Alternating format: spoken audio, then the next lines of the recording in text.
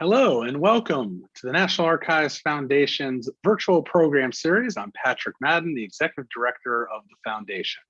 Through this foundation programming, we're pleased to open the virtual doors of the National Archives and its 15 billion records and objects. And through talking about our past, we have spirited conversations to connect the past to today. We appreciate you joining us from home today.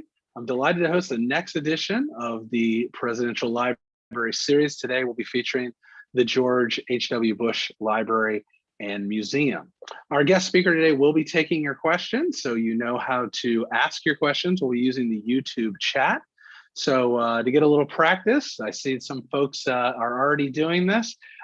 Share your hometown and where you're watching from, so we can give you a shout out later on in the program. I want to introduce our speaker today, Warren Finch. He's the director of the Bush Library in College Station.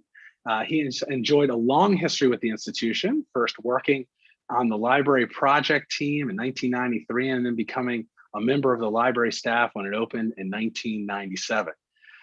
He had several positions and ascended eventually to the directorship in 2004. He is really an archivist through and through, having served at the National Archives here in DC for the Office of Presidential Libraries and Presidential Materials. And he hails from Mobile, Alabama. Warren, are you with us? I am. Thank you, Patrick. Excellent. Good to see you. Good to see you. How's everything going down there? Are you reopened yet? I know it's been a tough year for all the presidential libraries. We have not reopened yet. The COVID numbers here are they're going down. We hope to get the staff back into the building sometime soon, but the museum is still closed. And for a museum director like myself, I was trained as an archivist, but at some time, you become a museum director. It has been a difficult year. I mean, we've got all these great volunteers, the wonderful staff, and it's of course we've been able to interact, through Zoom and the other mediums, but just not seeing people on a day-to-day basis is it's been kind of odd. But hopefully we'll get this all behind us and we'll be able to open the museum again soon. Exactly. We're all eager to engage with the public and show them all the wonderful things that we've got to share.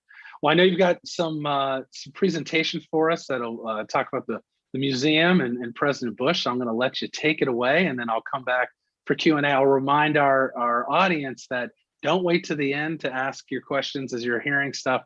As the presentation's going on, throw them into the comments there so we can get through as many questions as we can. Warren, the screen's all yours. All right, thank you, Patrick. I want to thank you and your staff. Y'all have been wonderful, and I also know that a lot of my volunteers are watching today, and I miss you all. They're a big part of the museum, and like I said, I hope we get open again soon. And then some of the staff are also watching. Some of the great staff at the Bush Library. These have been challenging times for us all, but the staff have risen to the challenge. They've continue to make the records available even during the COVID when the building is closed, both textual and audiovisual records.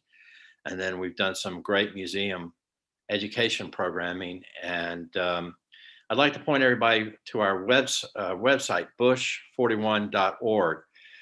As COVID began to happen and we began to shut down, we started to shift a lot of our resources to our webpage. So we have a virtual tour there of the Presidential Library, and we also took photos of the exhibit and loaded them there. Some of our textual materials and some of our audiovisual materials are available there, and we have a lot of education materials loaded on our website for both primary, secondary, and K through high school. So please visit our website and please use those resources. And if you need to contact us, there's a link there, and we're certainly here to help. As you said, I was trained as an archivist, so I want to talk a little bit about what's in the building on the textual side, and then we'll talk a little bit about the museum. So we are not digital. We're trying to digitize our records and photos as quickly as we can, but most of our records and our photographs are still not a non-digital format. So we have about 43 million pages of textual records, about 1.5 million or so photographs, and then 10,000 cassettes of, at that time it was videotape. First beginning of the administration was what was called 3/4 inch tape, and then we went, the administration, the professional broadcast quality went to beta. Beta didn't win the home market, but it won the broadcast market. So we have about 10,000 beta cassettes. And then we have film throughout the life of George Bush. We actually have a film of him taking his first steps at Kennebunkport, Maine, when he's 2 years old.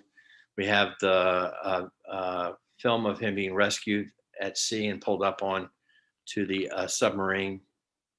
So we have all of his presidential records, all of his vice presidential records, and we're unique in that we have also all of Quayle's vice presidential records, the photos and the textual materials.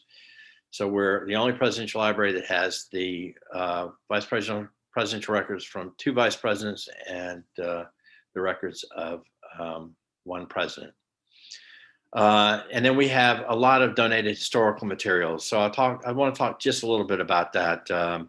President Bush had a long career, CIA, China, RNC, and throughout that career, he created personal records. He kept a 2-volume diary when he was U.S. liaison to China after China had just reopened to the U.S. We have that diary. We also have all the letters he wrote home to his mom and dad during World War II. We know he wrote letters home to Barbara Bush. Somehow those didn't survive. So maybe Mrs. Bush never wanted anyone to see him, but we have these great letters he wrote home to his mom and dad during World War II, including the letter he wrote home to them aboard the submarine, the Finback, the one that rescued him after he crashed into the sea and lost the 2 crewmen that were with him. He wrote this great letter back home to his mom and dad and talked about how scared he was. And how he just wanted to cry and he was sick, and just, you know, a 19-year-old in the Pacific who's just crashed his plane into the water. So there's some great letters there. I think throughout his career, he was known as a great letter writer, and the letters he wrote to his mom and dad during World War II are some of those great letters with some very personal reflections about himself and the crew.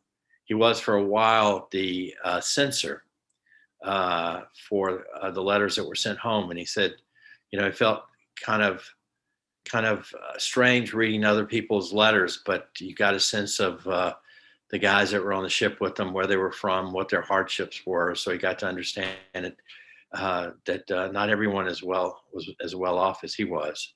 So great letters, great textual materials, and then one of the jewels of the collection is, and which were used quite a lot in the funeral, and also in exhibits, are these 100 scrapbooks that Mrs. Bush began putting together shortly after she and President Bush were married. They go all the way back to their days at Yale, and there are 100 of them, and they're large format scrapbooks, and Mrs. Bush clipped clippings out of the newspaper, but she also pasted photos in there, and there's 100 of them. And if you asked her if she did them herself, she would not be happy with you and remind and tell you that she did. They're all in her own handwriting, and the 100 scrapbooks span the entire life of Mrs. Bush. At the end, she stopped doing scrapbooks, but she still did digital photos, and every once in a while we'd get a call, and she said, I've got a box of records ready for you, and someone would go down and pick up sometimes photos, sometimes the hard drive, and then all the material that went with those photos, all the hard copy, the invitations. So we've got all the invitations from all the dinners. She would annotate on her invitations who were sitting at the table with her. And as you go through those photos, or as we went through those scrapbooks, we decided to use them in the new exhibit. So a lot of the material from those scrapbooks ended up in the new exhibit. And then we're always finding stuff. About 3 or 4 years ago, her granddaughter decided to write a book about their love affair. And as Ellie Sosa was going through the scrapbook, she found an envelope that we had never opened. And inside that envelope was the wishbone from their first Thanksgiving at Yale. And you open up the envelope, and inside it, there is a wishbone. And then on the envelope, she has the names of all the people who were invited to dinner. And one person got sick before the dinner and couldn't come. And Mrs. Bush has noted that. And the entire scrapbooks are noted in that kind of detail. So they're a great resource for us. And they were mined heavily during both funerals. And if you saw any of the funeral coverage, the media used those scrapbooks a lot. I think there was several media groups came up to the audiovisual archives and went through those scrapbooks to kind of document the life of President and Mrs. Bush during both their deaths. Mrs. Bush first, and then 6 or 7 months later, President Bush. So those are great resources we have. And we're making those available, and the staff, as I said, are doing a great job of doing all of that. And then all this material is public domain. So so the photographs were taken by government photographers. The video was taken by government videographers.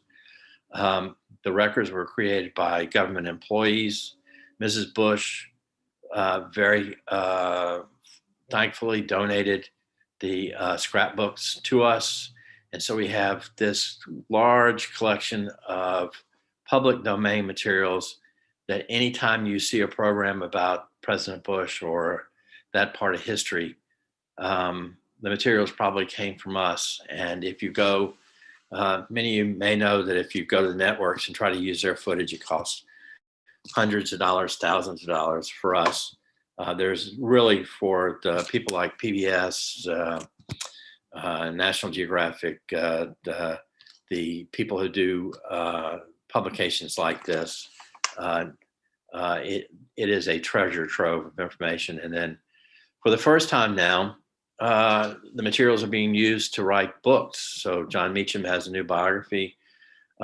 Jeffrey Engel, a professor at SMU, has done several books. He did one on the China Diary. He's done one on Bush's foreign policy. So we're now more than 25 years out, and that's when you can look back on history and start to, with a perspective, and start to look back and write a serious history. And I think that's where we're getting now. So someone one time, many years ago, when we first got to College Station many years ago, someone asked if did a tour through the building. The person asked, "Is this everything you're ever going to get?"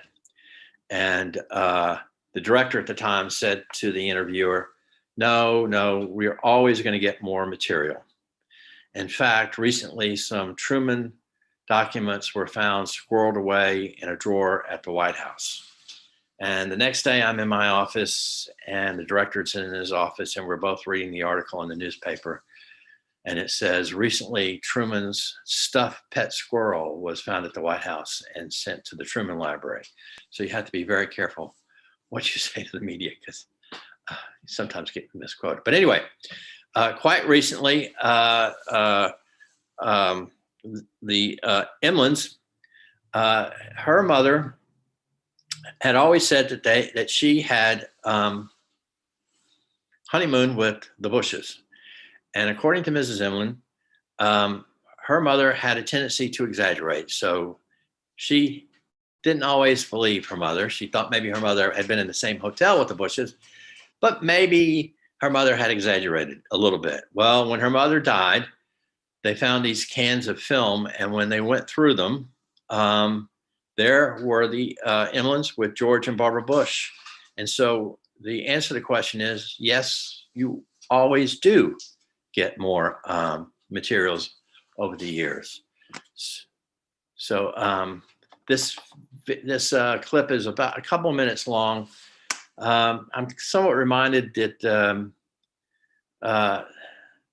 the Duke of Edinburgh has just died, and he and the Queen were married for 73 years, and the Bushes about that same time. And as we look back on their life, we're seeing a lot of pictures of them younger, and here are a very young, just married George and Barbara Bush and Nimmons. And they indeed did spend some time with the Bushes, which I think the daughter was very, very surprised. But it's kind of, we don't have a lot of, in fact, we don't have much video from this part of their life, but there they are. He can't be more than 21, and she's just about a year younger than him. They went to the cloisters. I think they're playing, I'm not sure what they're playing here, bocce ball or something. But anyway, there's some great footage here.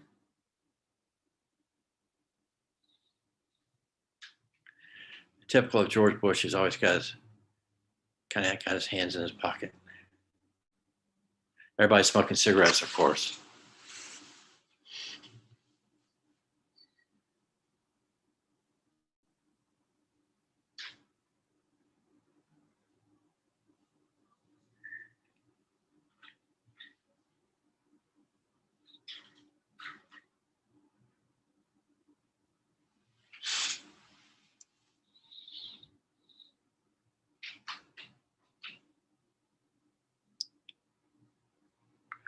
She has a camera just like she knew she was going to get a picture with the future president or first lady. She's all prepared.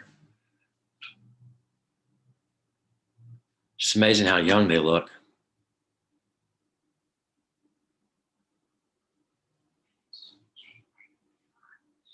So this footage was from January 1945, and I think the weather was. Mrs. Bush's office said the weather was cold, but they don't look too cold. Actually, Mrs. Bush in some of these looks like she's wearing a sweater. We actually put in the museum, we put a photograph of Mrs. Bush in a bathing suit from, I think, when she was about 16 years old. And so we took her to the museum one time, and I said, actually, before we put the photo up, we said, Ms. Bush, do you mind we put a photo of you up in the museum in your swimsuit and your section of the museum? And Mrs. Bush said, if you looked like that at one time, you wouldn't have mind. So I said, okay. So there we did. We put it up in the museum. So I've talked about the collection. Let me talk a little bit about so we're kind of in a new era. President and Mrs. Bush had both passed away. They were so often at the museum. They were there in the fall and winter all the time, 3-4 times a month. And in fact, Mrs. Bush was there in March before she died in April. So they were so much part of the institution, the programming. So we're kind of in a new phase of the life of the museum, the post-President Bush phase. And so as part of that, we're doing a new orientation film. We're working on that now. And about 2005, we did an exhibit on railroads in America, and Union Pacific was a major sponsor. And I, as director, and my supervisory archivist at the time, Bob Holzweiss, who is an expert on railroads and the director of the foundation, we all went to Omaha. And we wanted where Union Pacific's headquarters are, and we wanted a caboose. And cabooses are hard to come by. And Dick Davison, who was the CEO of Union Pacific at the time, said, I'm not sure I can get you a caboose. And we were all like, oh. But he said, how about a locomotive? He said, how about a brand new General Motors diesel electric locomotive? And I tell you what we'll do. He said, we'll paint it in the colors of Air Force One, and we'll put 4141 on it. which is what they did. And you can see a picture of the locomotive there. They brought it down for the exhibit, and it stood on the railroad siding near the museum for the entire exhibit. And then when the exhibit ended, it went all around the country. But when they brought it, they unveiled it, and they put up a big, huge tent and a curtain across it, and they unveiled it to President Bush. And then they actually put him in that locomotive and let him drive that locomotive up and down the tracks. And there he is. And I was lucky enough to get in it and actually drive it a little bit, but they'd only let me go very slow. But I've heard that President Bush put the metal down. He's always been known for fast boats, and now he's also known for driving locomotives very, very fast. Anyway, I had a fun time driving the locomotive. Then that locomotive went back to Omaha, or actually, I think it went to Little Rock. And President Bush had this great idea that when he died, the locomotive could bring his funeral train to College Station. And his chief of staff, Gene Becker, said to me that President Bush said he thought it would be a great idea. Everyone could ride on the train up to College Station and eat lunch while they were on the way to College Station. And she said to him, "Sir, you won't be eating lunch." And he said, "Yes, but I'll be on the train." So we had this great arrival ceremony at College Station. The train went all the way from Spring, Texas, just north of Houston, all through all these small towns in Texas, about a 90-mile route up to College Station. There were people all over the tracks greeting the president with signs that says, "Thank you, sir," and "America loves you." Just a great moment. And here you see a baggage car was modified, and the president's body was placed on that baggage car with glass so that you could see the body up on a pedestal. And then the body was taken off the train here at College Station and put on a hearse and taken to the library, where there's a burial site for a private burial. And I can tell you, there's the burial site there, and you can see the cross, George Bush, U.S. Navy, Lieutenant JG, 41st President of the United States, simple cross. And as that body was being taken off the train, the band here at Texas A&M played what's called the Aggie War Hymn. And it was such a somber day. And then they played this very upbeat, the Aggie hymn, the war hymn. Everybody in the crowd cheered. It was like, it was a moment where the tension just kind of lifted away. And so there's the gravesite. It's open to the public. Mrs. Bush is buried there. President Bush is buried there. And then their daughter, Robin, who died of leukemia many, many years ago, just short of her 4th birthday, is buried there between them. We have this, and the locomotive is, Union Pacific donated the locomotive to the foundation. Just within the last couple of weeks, the locomotive has been placed outside the building, so it's on tracks outside the building. And then we're coming to an agreement with the Marine Corps Museum in Quantico. There is a helicopter, one helicopter left that still has the interior in it that President Bush flew on. So he flew on several of these helicopters, but over the years, the interiors have been changed because of the age of the helicopters. But there's one left with what's called the Reagan interior. And it would have been the helicopter, one of the helicopter with the interior that President Bush flew on. So that's coming either late this year or next year. And so we'll build a building out there for the helicopter and the locomotive.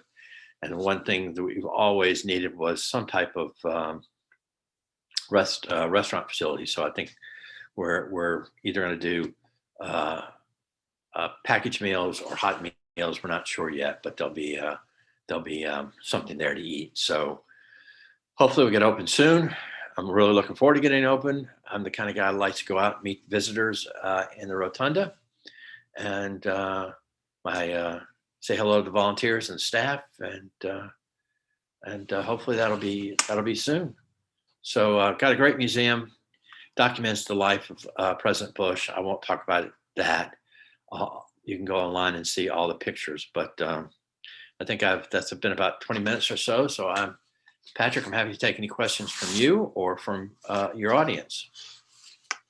Wonderful. That was terrific, and it's always fun when one of the perks of working at the archives and an archivist, when they can pull out something folks have either never seen before or very rarely seen. And I appreciate you sharing that on our program. That was some fun comments in the YouTube. So thank you for that.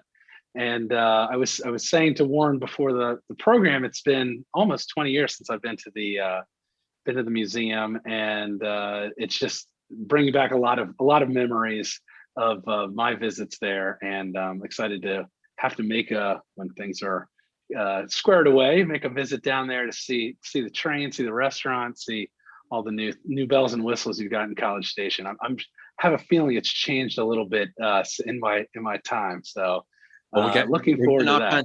We're getting all kinds of new toys. Trains, helicopters are great toys, and we've got a car, we got a plane, we got all kinds of stuff. So as a museum director, it's great to have toys for people to come see. Excellent. Well, I know we're starting to get some of the questions in, so I want to encourage our folks to remind them in the chat. Please put your questions. I got a few down here that came in while you were chatting, and want to welcome our folks from all over the country. We got folks from Florida, lots of representation from the DC metro area, Frisco, Texas. We've got New Hampshire, New Jersey, a lot of folks from College Station, Scranton and Somerset, Pennsylvania, Baltimore, Southern California. I'm a little jealous, it's raining here. Omaha, my friends in White Bear Lake, Minnesota. Let's see, Palm Springs, Houston, Texas.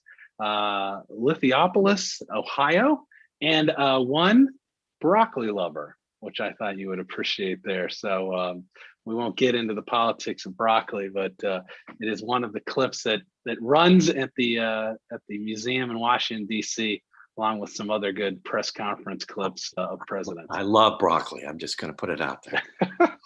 Excellent. No controversy on this program. So broccoli, do not need to send us truckloads of broccoli. Exactly. That's that clip from that press conference is one of my favorite ones in the public vaults of him addressing the controversy. So before we jump into some of these questions that have come in from the audience, I want to talk a little bit about legacy. And you started to touch on this. Naval aviator, U.S. ambassador, served in China, CIA, vice president, probably one of the most prepared people to be the president. Over the last year, we've been talking a lot about the legacy of our founders and how over the years they've changed. We're sort of examining them a little bit differently.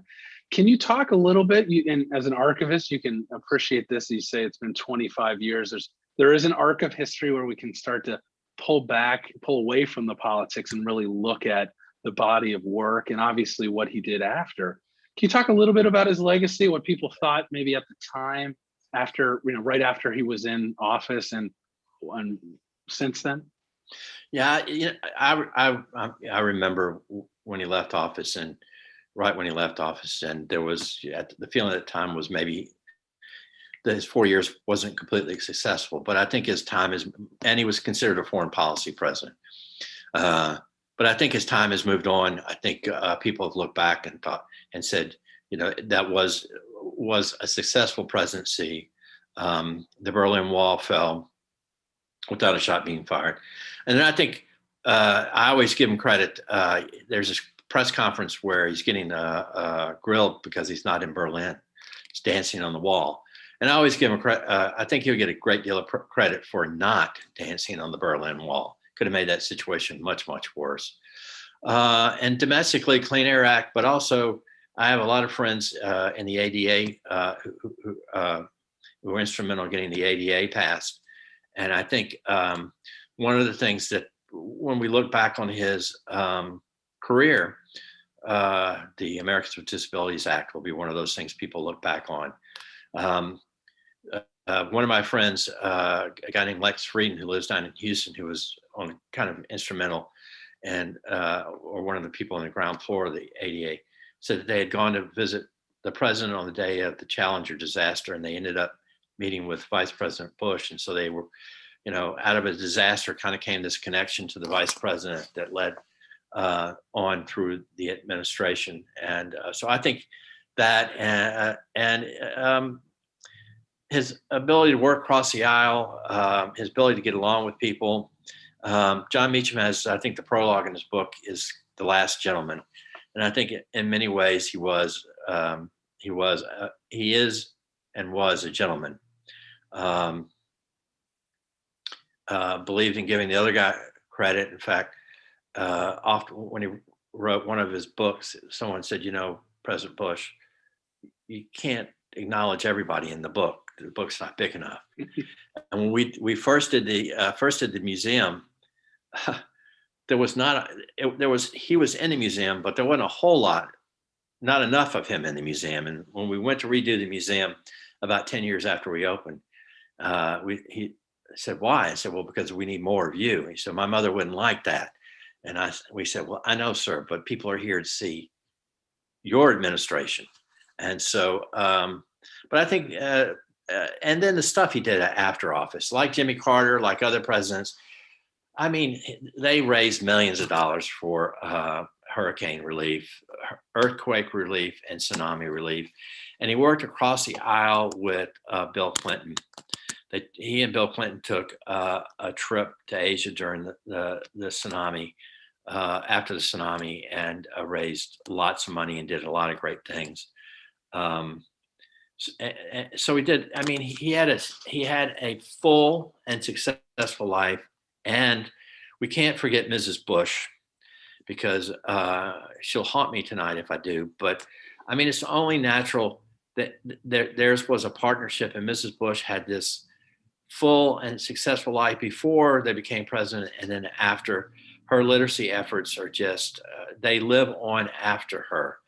And she did a program for us every year in which we did long distance education. We'd have 600 students in the auditorium.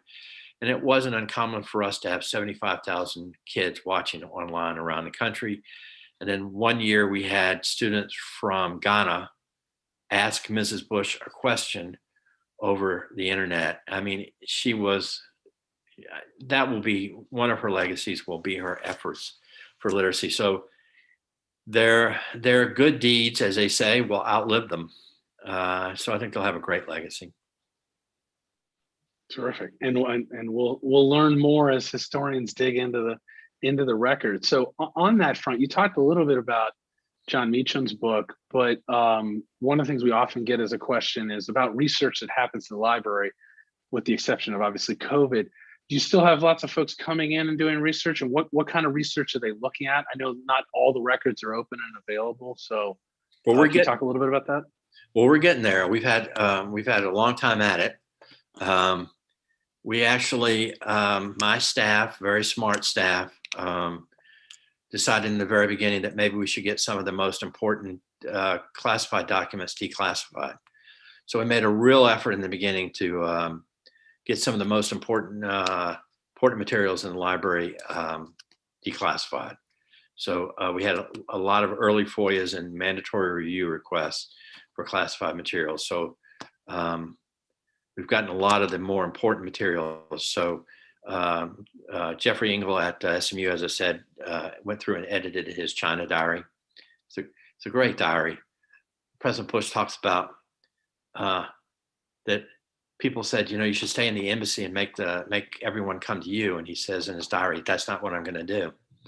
Wasn't his personality. He went out and met people. He met people at the other embassies in Beijing, but he also met the Chinese leadership, and he got to know people who were at his level, so that when he became president, those people had risen up to the same level he was. But there's a lot of scholarship going on, a lot of PhD dissertations, a lot of students are using our material, but our audiovisual material gets used by videographers, people who are doing documentaries, people like CNN, C-SPAN, Discovery Channel. So we actually are, we're seeing a lot of research, which is satisfying. And then we're trying to make that material, trying to digitize that stuff and make it available, which is been very good for us in that in the last few years we've digitized stuff, and now that we're in the middle of COVID and the museum is not open, when people call for a picture, in many cases we can help them. Terrific. And so we've got a couple questions about the library, and so let me see if I can bundle these around here. How did he pick Texas A&M as the site? So he he's a congressman for his congressional district was in North Houston, Harris County. He had been here a couple times. The university made a great offer, 90 acres. So the site is 90 acres, and then they agreed to create the George Bush School of Government and Public Service.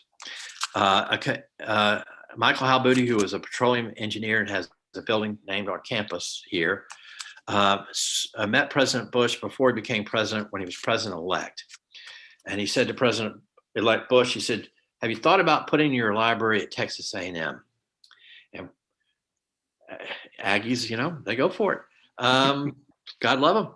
And President Bush said, "Michael, it's too early. I'm not even president yet. It's too early to decide." He said, "Well, how about I go back to Texas A&M and I see if they're interested." So Michael Halbooty did come back to Texas A&M. They created a committee. They were very much interested in getting the presidential library, and they invited President Bush here for the school commencement address in May, right after he had the January after he'd become president. Came here, gave the commencement address. They took him out to the site, the 90 acres. They had a three-dimensional replica of what the building was going to look like. And Michael Halbooty, they convinced him. They had the box returns for a couple of the universities at one of the library, and they had the box returns for Texas A&M, and the voting box at Texas A&M had gone overwhelmingly in support of President Bush.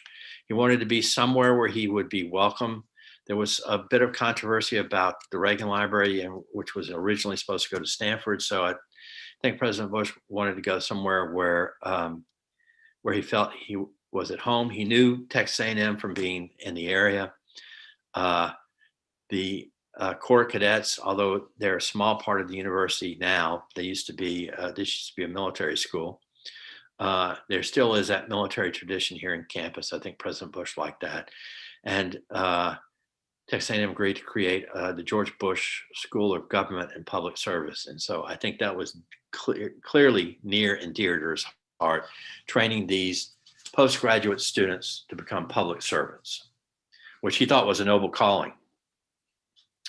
I'm not sure everyone, but still considers public service a noble calling, but he did. I do. I think it is a noble calling, and I think that was one of the things that convinced him to put his presidential library here. Okay. And I've been quickly reminded online that Kenny Bunkport is also watching, and they have a question if Kenny Bunkport in Walker's Point is featured in the museum. If so, how? So yeah, so it's President's. I guess President Bush calls it his anchor to the windward. So we actually one of my ideas. We have a time lapse video of so if the person from Kenny Bunkport knows, President Bush's house was out on Walker's Point, and there's that little cove that's just back towards Kenny Bunkport. And so we had the videographers set up a camera there and did a time lapse video of the tide coming in and coming out, the sun rising and the moon rising. And so that's there. And then there's Cabu, which he had at Kenny Bunkport. Let's see, clear the ceiling and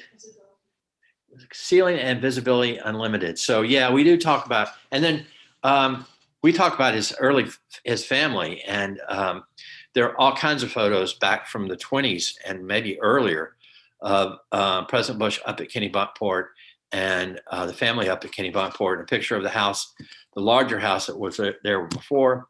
And then President Bush often, I think after Mrs. Bush died, he wanted to go back to Kenny Bunkport one more time. And he told me one time that he spent every summer at Kennebunkport except for the summer that he was in the Pacific. So long story short, I'm sorry.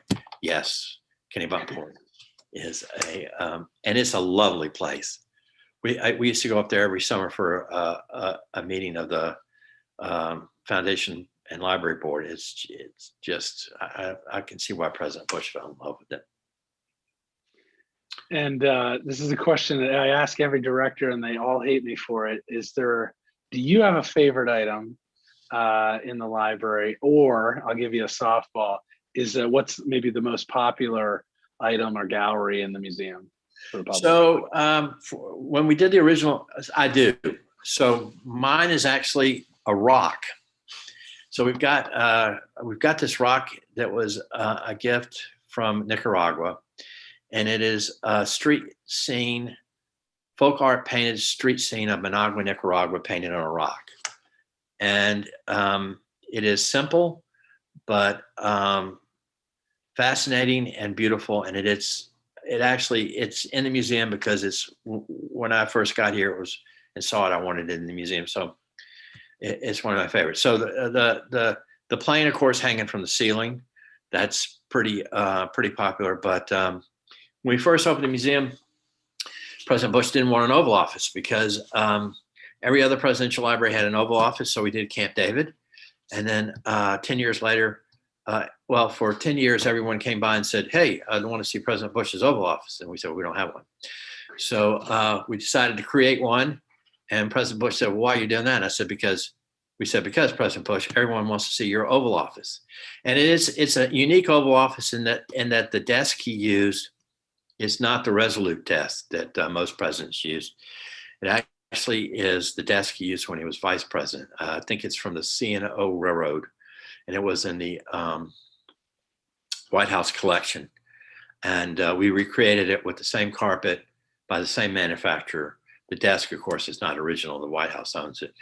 But because it was a partner's desk that was mass produced, we were able to find one just like it. We created the Oval Office just as he had it. And people always come in and say the desk is turned around the wrong way because the drawers were facing out. Well, it was a partner's desk, so the drawers on both sides. And then he kept a secure telephone unit on the drawer on one side, and the left-hand drawer of the desk facing him, he kept his Yale baseball glove. And so we have a facsimile of that glove because, as he said, if the big leagues called, he wanted to be ready. And he actually was a remarkable fielder. He had a remarkable fielding average, a pretty good batting average, but not major league. But he made very few errors, and he was a lefty, and played first base, and then went to the first two college baseball World Series. Lost them both, unfortunately, but he was quite a fielder. And later on coached American Legion kids in American Legion baseball. But anyway, that's the answer to your question. Sorry, long story. Oh, it's all the stories. We love all the stories. One follow-up question that just came through. Is this the desk that he used in the old executive office building? Is that what you're saying? Yeah. Vice president? Yes, and the desk that we have is a recreation, but the desk that belonged to the White House collection, I think, was from the C&O Railroad.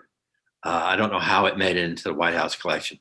I believe President Ford had used that same desk as VP and may have used it also as president. My theory, which I never got to ask President Bush, was that you fill that desk 8 years as vice president, you fill it up with everything you want. And then you got two choices. One is you move the desk into the Oval Office. Two, you take everything out of the desk and you put it in a new desk. And I'm guessing he decided. And it also probably made a distinction between his presidency and President Reagan's presidency. But the Oval Office is great. You can get your picture taken there. Excellent. So we have a few family questions. Is George W. Bush involved with his father's library? Obviously, he has his own library to keep straight. What about other family members? So we see a lot of the family members from time to time. Several of them we have the foundation has an advisory committee. Several of the family members are on the advisory committee, and now several of the some of the grandchildren also. We actually worked pretty closely with Dora Bush's daughter, Ellie Sosa, on the book about her family's love affair, which I think in the beginning was supposed to be just kind of a very modest book. But as Ellie and her co-author, Kelly, got into the materials and saw what was there, the book became a little bit more substantial. I love the book. And of course, that's when they found the wishbone. So yeah, the family are very much involved. We see right before COVID, almost all the grandchildren came back for his birthday, and a lot of the kids. So yeah, and then George W., of course, was here for both the funerals, and yes, they are involved still, and we like that. And what about the Houston house? What's the disposition? Is that going to be a museum available to the public, or is it not? I think that the house in Houston was, my understanding is the house in Houston was sold. Okay. So they had that residence from when they left office until their death, but I think that house has been sold. Okay. Can you comment on, do you remember him saying anything post-presidency that he regretted, anything specific about his presidency? No. He always talked about the fact that President Reagan, his predecessor, was much better at giving a speech than he was. So here's my take on it. No, I think he wished he gave a speech better. I think he thought if he'd given a speech better, he might have, done better in it. But my take is that he was amazing in small groups. So he had a lot of state dinners. And I was around President Bush some, and he was remarkable in small groups, like in 8 or 10 people. And which is one of the reasons I think he loves state dinner so much. He could sit at a table at a state dinner with 8 or 10 people, and he was completely comfortable.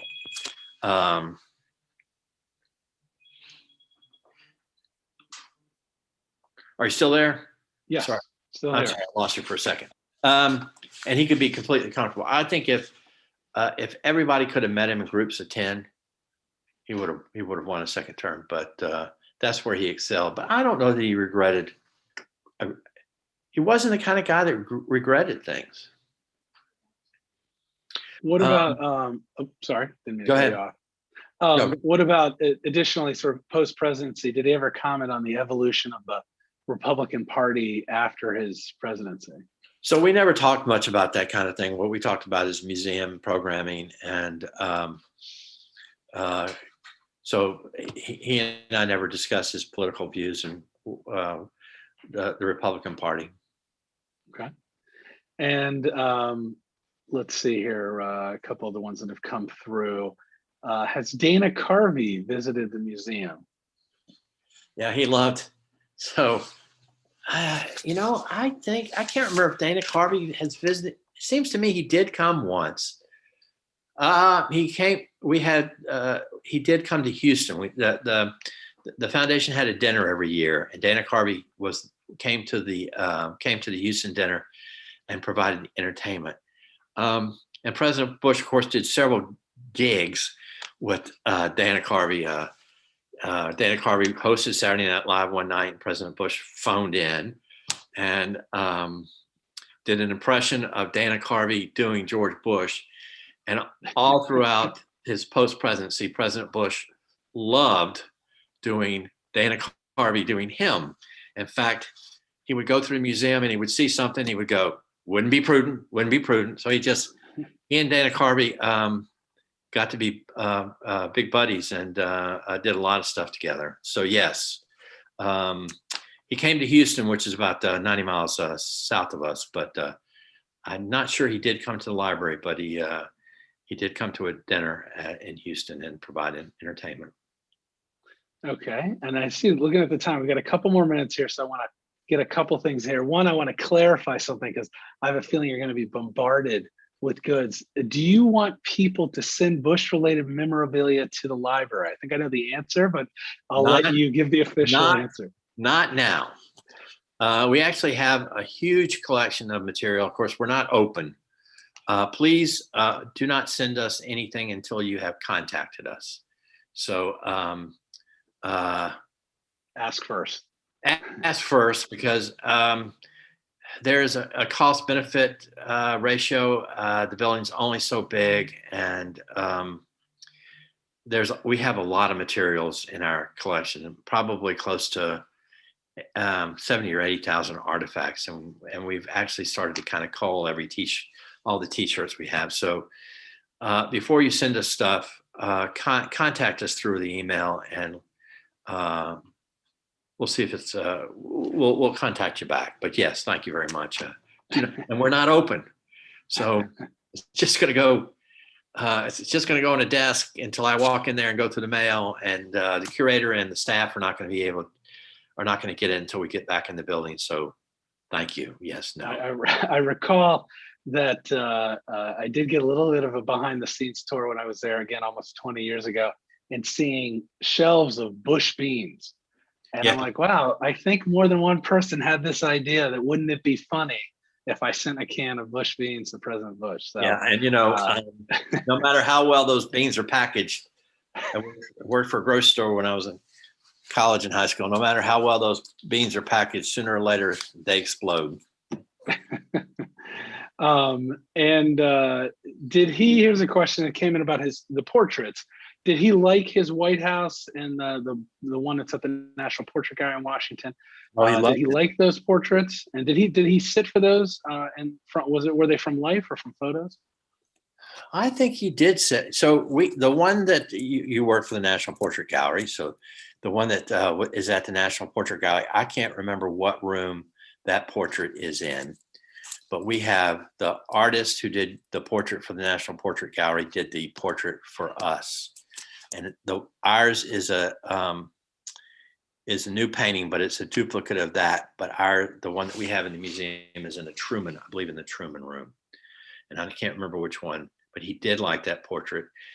And for the stamp, wearing the stamp, he actually approved the portrait for his stamp, which is a bit odd, is eerie, isn't it? You're picking the portrait for your stamp that's going to be issued after you died. But that portrait is prominently displayed in the museum, and then Mrs. Bush, and then there's one of President Bush and 41 and 43, and then the person who did the portrait also did a statue that's in the that's outside the building. He loved the portrait.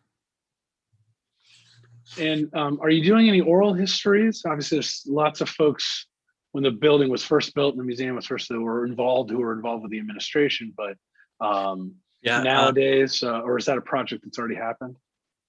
So University of Virginia, the Miller Center did a lot of oral histories, and they've begun opening up those oral histories. At some point, we may, as we get more and more, as we get more resources, we may start an oral history project. But the Miller Center did some great work in interviewing most of the prominent people in administration. So, and those oral histories are starting to open.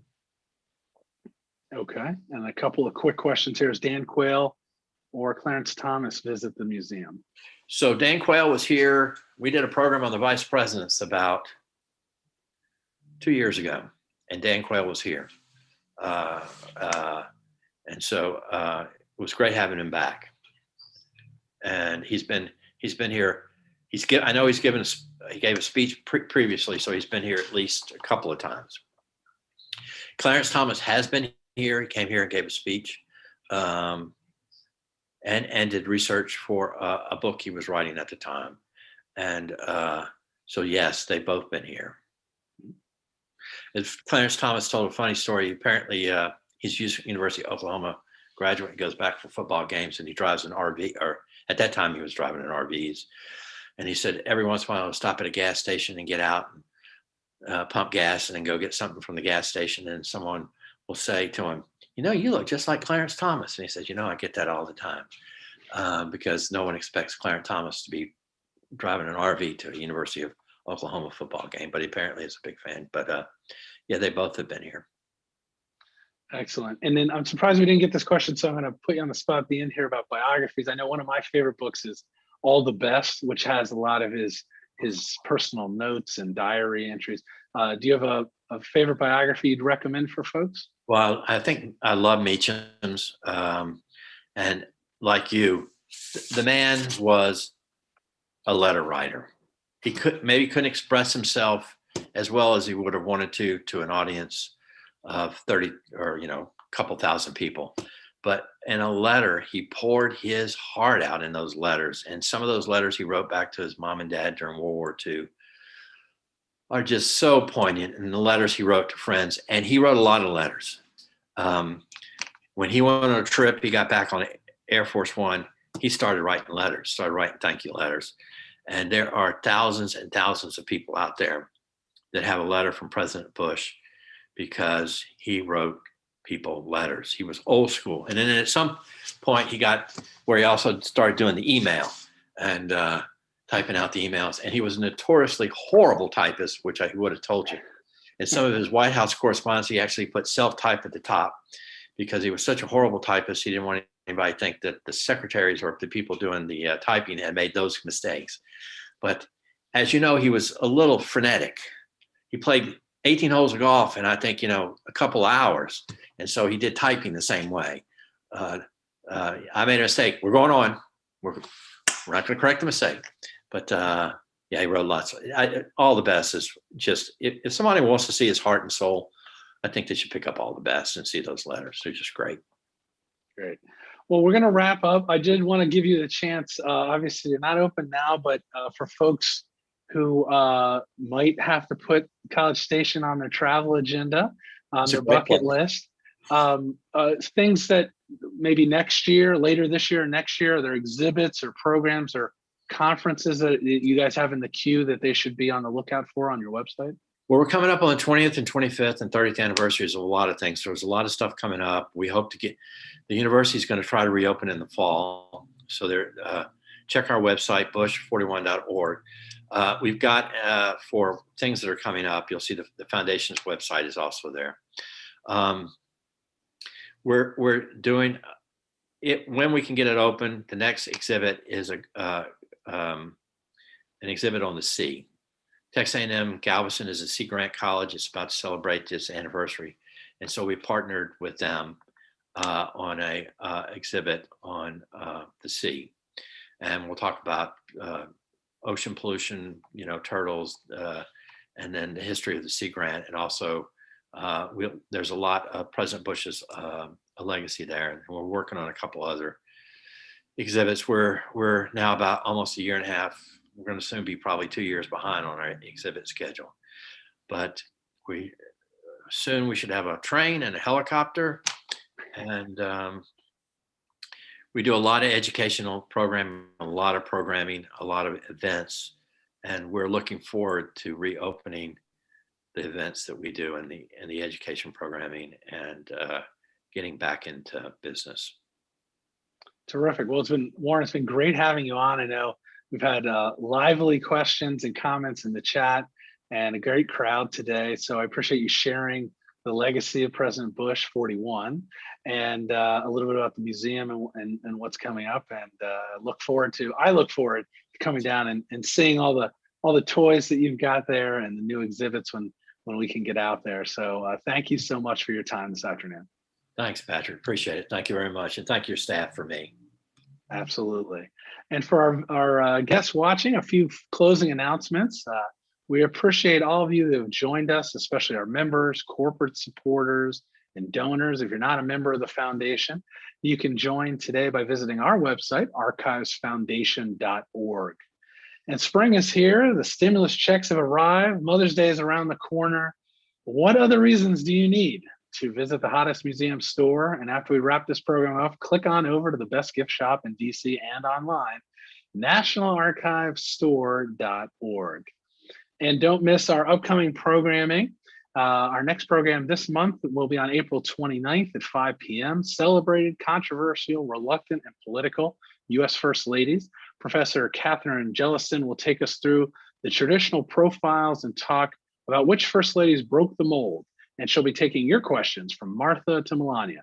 So register today on our website. You can also follow us on social media to keep track of our programs. We've got some great stuff in the works for May and for June. So I hope you'll be watching our calendar online and through social media. The National Archives is our nation's memory. What is past is prologue. Until next time, on behalf of the National Archives Foundation, thank you for joining us today.